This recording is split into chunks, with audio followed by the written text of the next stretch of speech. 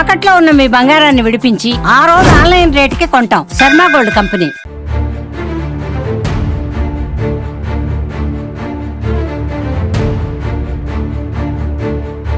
నమస్తే, welcome to Suman TV. సాధారణంగా EMI రూపంలో చాలా వస్తువులు కొంటూ ఉంటాం. అయితే ఈఎంఐ పే చేసి తల మీద జుట్టును కొనుక్కోవచ్చా? ఇటువంటి యాడ్లు, ప్రకటనలు చాలా మంది ఇస్తూనే ఉంటారు. అతి తక్కువ ధరలోనే మీకు పోయిన జుట్టును మళ్ళీ తిరిగి తెప్పిస్తాం అంటూ యాడ్ల రూపంలో చాలా మంది డబ్బులు వసూలు చేస్తూ ఉంటారు. ఇదే కోవకు చెందుతుంది కాకినాడలోని ఓ హెయిర్ రీప్లాంటేషన్ సెంటర్. ఈ యాడ్ ని చూసి ఓ వ్యక్తి అక్కడికి వెళ్ళడం జరిగింది. దాదాపు 90,000 ఖర్చు పెట్టారు. అంటే 10,000 రూపాయలు క్యాష్, అలాగే 80,000 రూపాయలు బజాజ్ ఈఎంఐ కింద పే చేయడం జరిగింది. దాదాపు 10 నెలలు కావస్తున్నా ఎలాంటి ట్రీట్మెంట్ జరగలేదు. కొండనాలకి మందేస్తే ఉండనాలకు ఊడింది అన్నట్లుగా ఉన్న జుట్టును కూడా పోగొట్టుకున్నారు ఆయన. ప్రస్తుతం మనతో ఉన్నారు సురేష్ గారు. సురేష్ గారు, అసలు ఏం జరిగింది? ఎప్పుడు మీరు ఈ హెయిర్ రీప్లాంటేషన్ సెంటర్ కు వెళ్ళారు? లాస్ట్ ఇయర్ నేను ఫేస్బుక్ లో చూసి హెయిర్ క్రియేషన్ అనే వాళ్ళని నేను సంప్రదించడం జరిగింది మేడం. వాళ్ళని నేను యాడ్ లో చూసానండి. వాళ్ళతో మాట్లాడగానే మాది కాకినాడ అండి, వచ్చి ఒకసారి మా ఆఫీస్కి రండి, నేను ఒకసారి చూసి చెప్తాను అని అన్నారండి. అనడంతో వెళ్ళడం జరిగింది మేడం. వెళ్ళిన తర్వాత వాళ్ళు విషయాలన్నీ చెప్పారు. చూసి హెయిర్ అది చూసారండి. మీకు 2 సిట్టింగ్స్ పడతాయండి, ఒకేసారి చేసేస్తాం. ఇది ఆఫర్లో ఉంది, ప్రజెంట్ దసరా ఆఫర్ అని చెప్పారండి లాస్ట్ ఇయర్. అనేసరికి సరే మేడం, నేను అమౌంట్ చూసుకుని చెప్తానండి అని చెప్పానండి. అసలు మీరు రూపాయి కట్టక్కర్లేకుండా మేము చేస్తాం కదండి అని అన్నా. లేదు మేడం, ఎందుకంటే క్యాషే కడతాను, ఒక 1 మంత్ ఆగి చూద్దాం, తర్వాత చూద్దామండి అని అన్నాను నేను. అనేసరికి మీరు రూపాయి కట్టకుండా బజాజ్ ఫైనాన్స్ మీద నేను చేయించేస్తాను అని చేసి నన్ను మోటివేట్ చేసి ఇమీడియట్ గా ఆవిడ 80,000 లోన్ చేయించేస్తారండి. 80,000 లోన్ చేసామండి. అలాగే 10,000 రూపాయలు క్యాష్ కట్టడం జరిగిందండి. ప్యాకేజ్ 98,000 రూపాయలండి. అయ్యేసరికి నేను 90,000 రూపాయలు పేమెంట్ చేస్తానండి. నెక్స్ట్ ప్లాంట్ నాకు సర్జరీ చేసేటప్పుడు మిగతా అమౌంట్ క్లియర్ చేయాలని చెప్పారండి. సంవత్సరం అవుతుంది మేడం. డయాబెటిక్ అని అలాగని ఇలాగని పల్స్ ఎక్కువగా ఉందని పోస్ట్ పోన్ చేసుకుంటూ వచ్చారు. డయాబెటిక్ అని వాళ్ళకి ముందే చెప్పారా? ఎందుకంటే కొన్ని సర్జరీస్ లో డయాబెటిక్ పేషెంట్స్ కి కొన్ని రిఫర్ చేయరు. సో ఇలాంటి హెయిర్ రీప్లాంటేషన్ అనేది చాలా మంది అంటే డయాబెటిక్స్ కి రిఫర్ చేయరు. మీరు ముందే వాళ్ళకి చెప్పడం జరిగింది? అవును మేడం, నేను ముందు వాళ్ళకి చెప్పడం జరిగిందండి. వాళ్ళు రిపోర్ట్స్ అవి అడిగారండి, దాన్ని బట్టే వాళ్ళు ఓకే చేశారండి. ముందు అమౌంట్ కట్టిన తర్వాత వీళ్ళు రిపోర్ట్స్ అడిగారండి. పోస్ట్ పోన్ చేయడం కూడా ఇంకా అక్కడ నుంచే స్టార్ట్ చేశారండి వాళ్ళు. ఫస్ట్ అయితే మాత్రం నేను డయాబెటిక్ అని చెప్పడం జరిగిందండి. అయినా పర్వాలేదండి, కంట్రోల్ పెట్టుకుని చేసుకోవచ్చు, మేము హార్ట్ పేషెంట్స్ కూడా చేస్తున్నాం మేము అని చెప్పడం జరిగిందండి. అది మేడం. సార్, మీరు 10 మంత్స్ అవుతుంది అంటున్నారు కదా మీరు వెళ్ళి. ఫస్ట్ వెళ్ళిన తర్వాత ఎంత గ్యాప్ ఇచ్చి మీరు వెళ్ళారు? ఎలాంటి టెస్టులు చేయించుకున్నారు? ఎంత అయింది అసలు మీకు టెస్ట్? ఫస్ట్ నేను వాళ్ళ దగ్గరికి వాళ్ళకి నేను అమౌంట్ పే చేసిన తర్వాత ఈఎంఐకి వెళ్ళిన తర్వాత అండి, మాక్సిమం 1 మంత్ తర్వాత వాళ్ళు టెస్టులు అడిగారండి. 1 మంత్ తర్వాత నేను టెస్టులు చేయించడం జరిగింది. నాకు ప్రతి టెస్ట్ కి 4,000 రూపాయలు ఖర్చు అయ్యేదండి.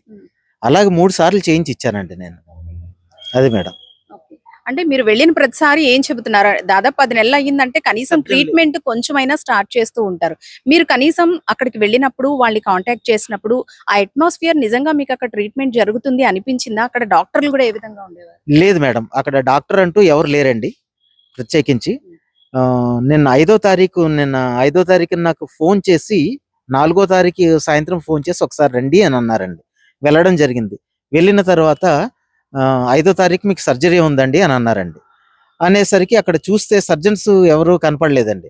ఎవరో ఆర్డినరీ పీపుల్స్ కనపడితే సర్జన్స్ మరి అంటే రేపు వస్తారు అని అన్నారండి. ఎవరైతే ఆర్డినరీ పీపుల్స్ ఉన్నారో వాళ్ళ చేతే బార్బర్ అనమాట అండి వాళ్ళు. ఆ బార్బర్స్ తో గుండు చేయించేసి వాళ్లే సర్జరీ చేసేస్తున్నారండి. ప్రాపర్ డాక్టర్ గైడెన్స్ లేదు. ఒక డాక్టర్ అండర్ లో సర్జరీ జరగట్లేదండి. నాలాంటి బాధితులు ఆల్రెడీ నాకు అంతకు ముందు ఒక అతను చేయించుకుని వెళ్ళిన ఆయన కూడా బాధితుడేనట్టండి.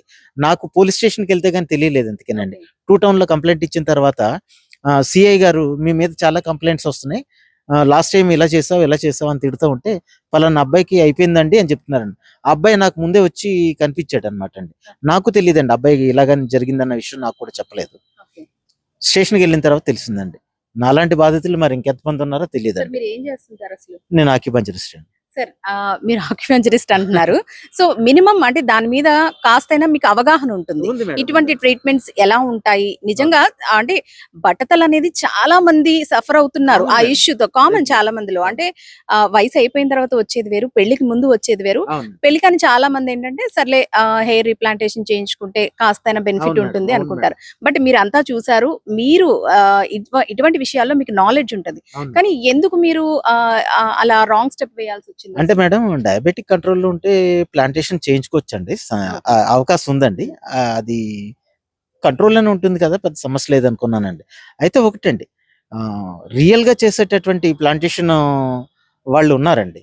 క్లినిక్స్ ఉన్నాయి. వాళ్ళు ప్రాపర్‌గా చాలా జాగ్రత్తగా చేస్తారండి.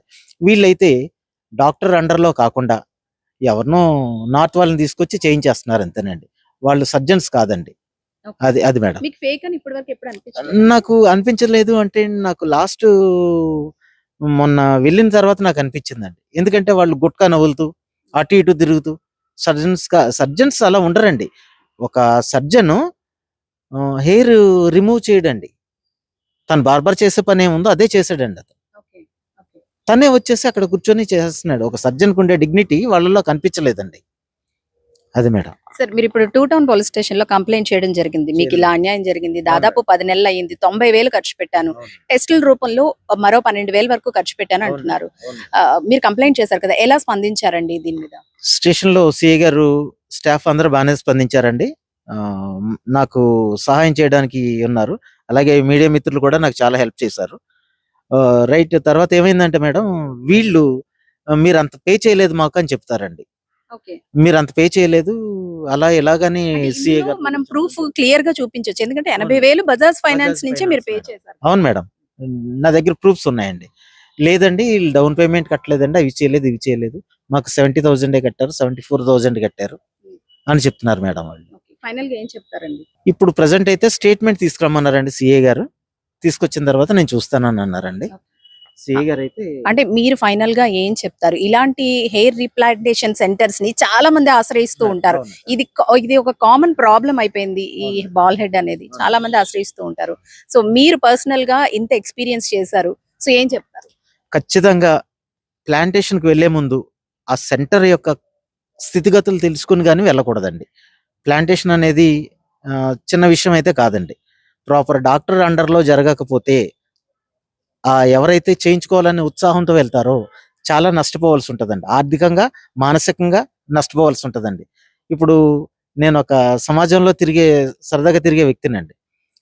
ఏమైందండి మొత్తం గుండు చేసి పడేసారండి. నేను మాస్క్ పెట్టుకొని తిరగాల్సిన పరిస్థితి వస్తుందండి. ఓకే. అది మేడం. రైట్.